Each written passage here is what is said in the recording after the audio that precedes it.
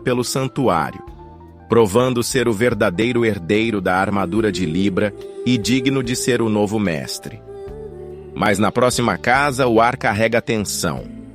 Atena sabe o que encontrará, a prova da missão que confiou ao Cavaleiro de Câncer. Ele foi enviado ao além, encarregado de resgatar a alma de Shiryu. Cada passo adiante torna o ambiente mais denso. Câncer. O único entre os cavaleiros que prefere a companhia dos mortos à dos vivos. As colunas da casa começam a se transformar. Crânios surgem por toda parte, não como ornamentos macabros, mas como marcas do seu legado. Não são vítimas, são almas guiadas à luz. Esse é o santuário de um cavaleiro que dedicou tudo a Atena. Um guerreiro que jamais teve sua armadura de bronze. Mas a partir daquele fracasso, seu caminho se abriu rumo ao ouro. Uma porta se fechou. Muitas janelas se abriram. Atena atravessa a entrada da casa de Câncer. Tudo ali é sombrio. O teto e as colunas são adornados com ossos e rostos calados. Ela não gosta daquele lugar, mas nunca abandonou esse cavaleiro. Sabe de seu valor, sabe de sua missão. Ela aperta seu báculo com força. Seu cosmo explode em luz dourada, iluminando o salão fúnebre. Caixões se revelam ao redor. Alguns abertos, outros selados. Atena sente, está perto dele, mas ao olhar à frente, seu coração gela. Oh não! Ela corre pelo salão em desespero. No centro dos caixões está ele, caído. O Cavaleiro de Ouro de Câncer. E apenas ele. Por favor, diga-me que o Cavaleiro de Câncer ainda está vivo. Responda-me. Mei.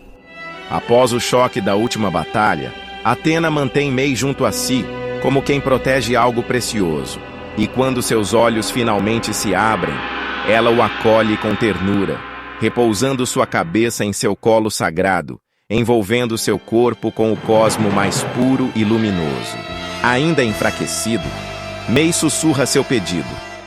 Atena, me coloque no caixão para que eu possa me recuperar. Assim que eu estiver lá dentro, contarei tudo o que aconteceu.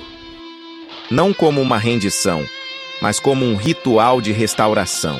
Atena o ajuda a se apoiar em seu ombro, guiando-o com cuidado até um dos sarcófagos abertos.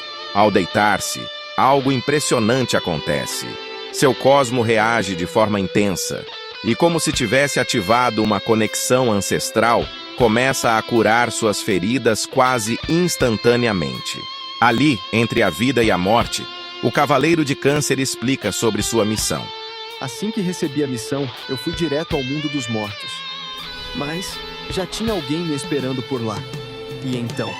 Ele corre rumo ao abismo, atravessando vales de almas perdidas, buscando desesperadamente entre elas o espírito do Cavaleiro de Libra. Mas não importa o quanto percorra, ele não está lá.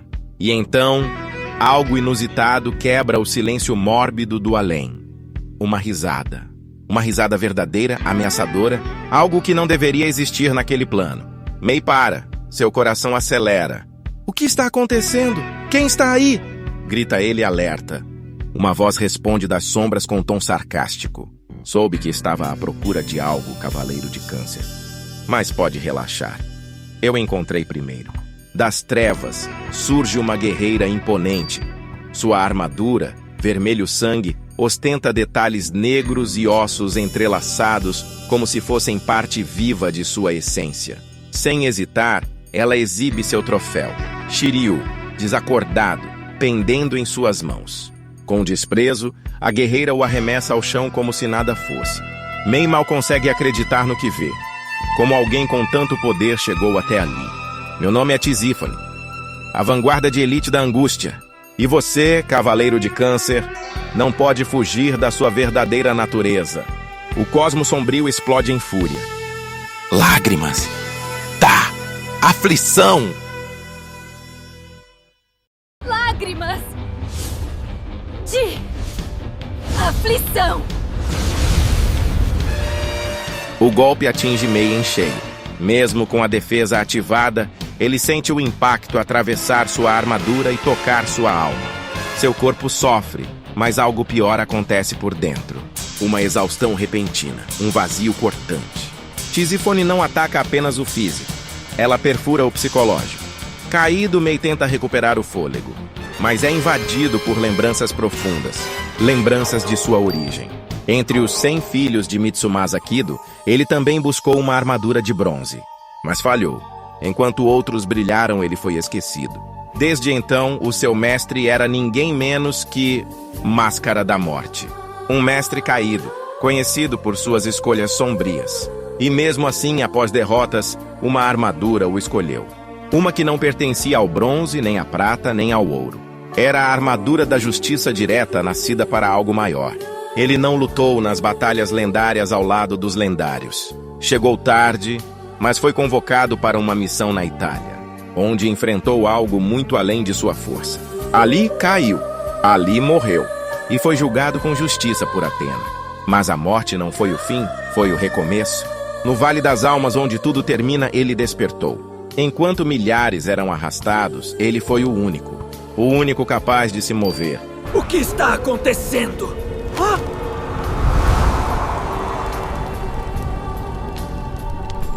Ninguém sabe o motivo, só se sabe que ele começou a caminhar.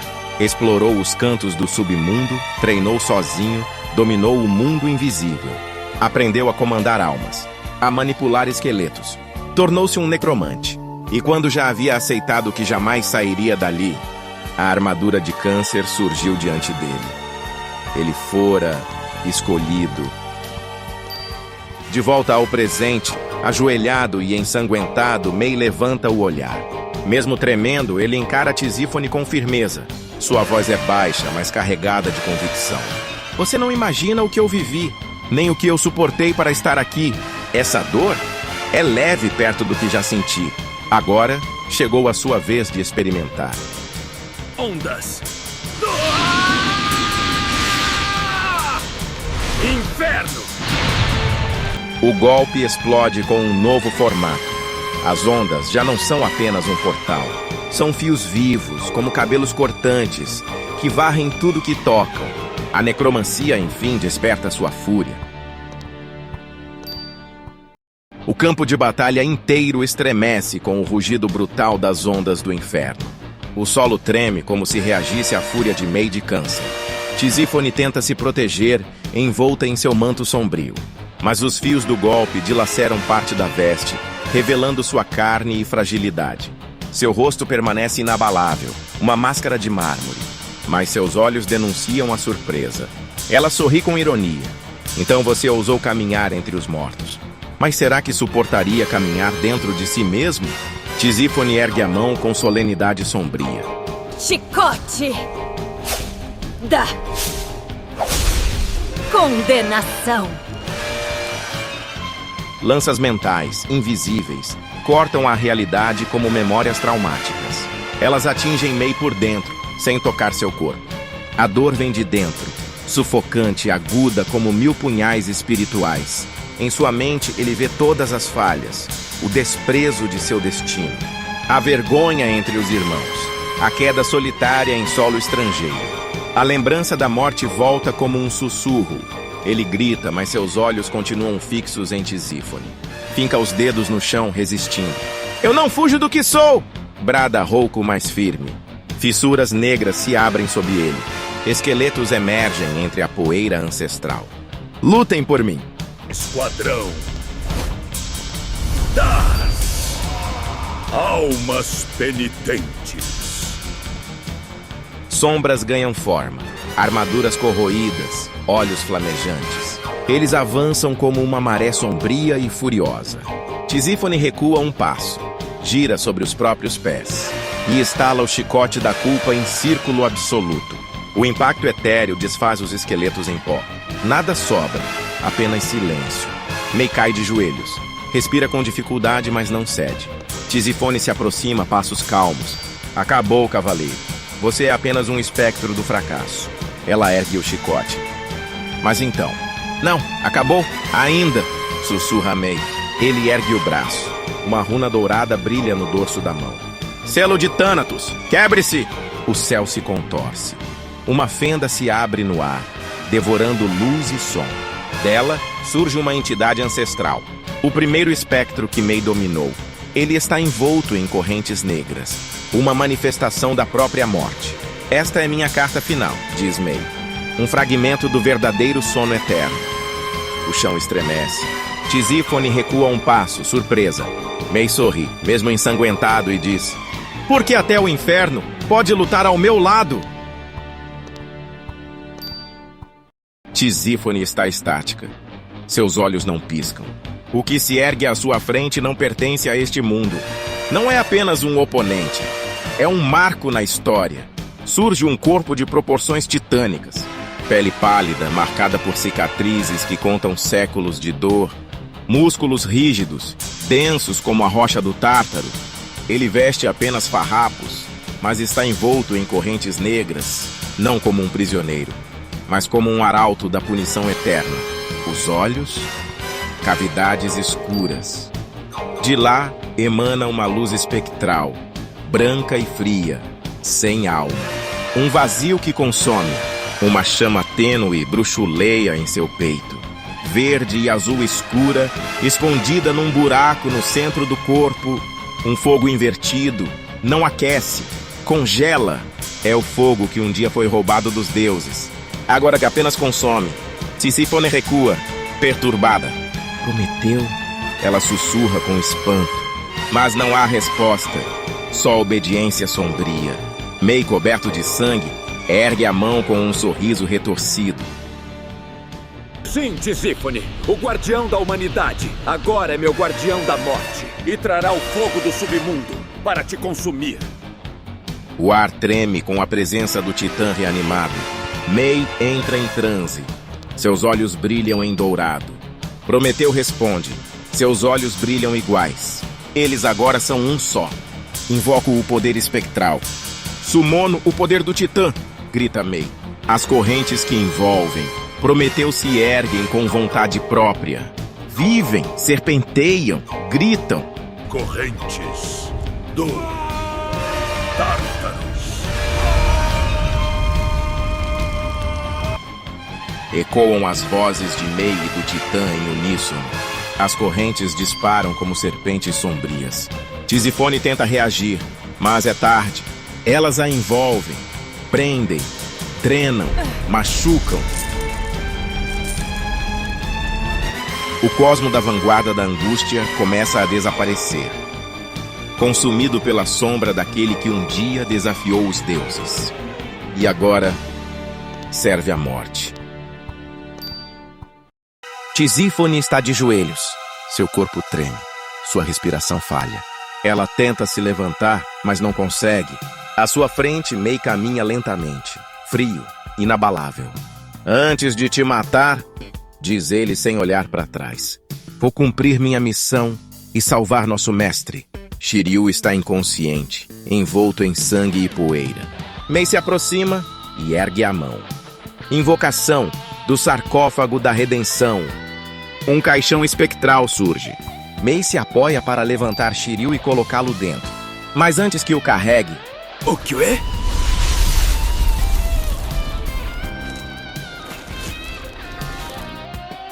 O som seco de um açoite ecoa. O chicote da condenação se enrola ao redor de seu tornozelo. Você acha que pode se passar por mim? A voz de Tisífone surge, rouca, mas firme. Mei vira o rosto lentamente, surpreso. Prometeu sente o perigo. O titã se move como um trovão. Seu punho colide com o chão onde Tisífone está. Ela é atingida em cheio, mas não aparenta preocupação. Ajoelhada, sangrando, ela conjura. Palavras esquecidas. Um idioma dos primórdios. Seu cosmo renasce, denso, ardente, vermelho escuro, pulsante, poderoso. Prometeu se vira. Tarde demais. Tisífone abre os braços. Seu corpo queima em chamas psíquicas. Não há mais dor. Apenas decisão. Sacrifício.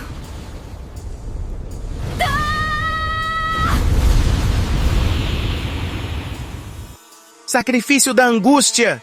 grita ela com suas últimas forças. O espaço se dobra. Uma explosão de energia mental, espiritual e cósmica se forma.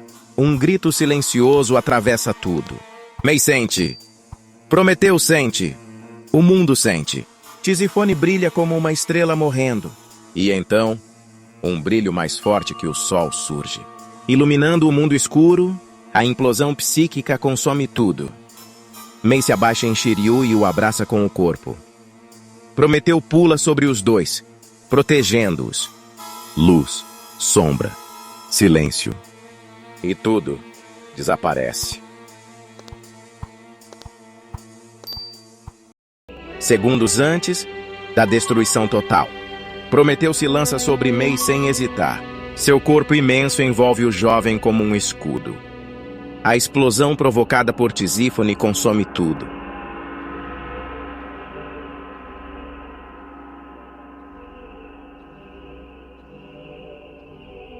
Luz, poeira, cosmos e dor. Tudo é apagado em um clarão. Prometeu resiste, por pouco tempo, mas o suficiente. Seu corpo, já fragmentado pela batalha, começa a ruir. Nesse instante, Mei, aos trancos, se arrasta até Shiryu. Com os olhos turvos, se aproxima do sarcófago, encravado no chão. Com as últimas forças, abre a tampa. Mas antes que possa completar o ritual, Prometeu se desfaz por completo. Tudo vira poeira sagrada espalhada pelo submundo. O último golpe da vanguarda de elite. O último ato de redenção. Mei é arremessado ao chão ao lado de seu mestre. Sangue escorre de sua boca. Seus ossos doem. Mas ele ainda respira. Com o corpo quase paralisado, seu dedo se move. Toca a terra. E nela, traça um símbolo. Era tudo o que precisava. O chão treme, as trevas obedecem. Do fundo do submundo, caveiras e espectros antigos se erguem, silenciosos, determinados. A legião dos esquecidos desperta mais uma vez.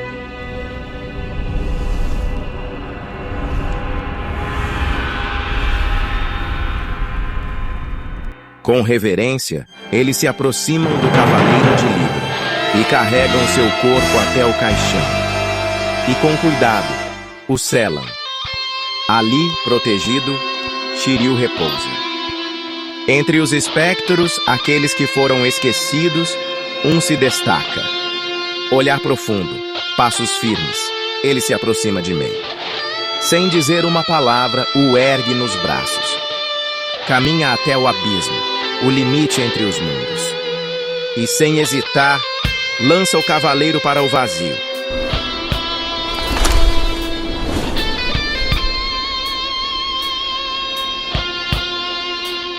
Mas Mei não cai como os outros.